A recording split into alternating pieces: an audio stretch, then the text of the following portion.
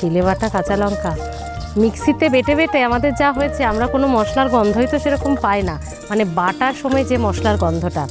আজ বিশ্বাস করুন মন আমার ভরে যাচ্ছে এই এপিসোডটা করে।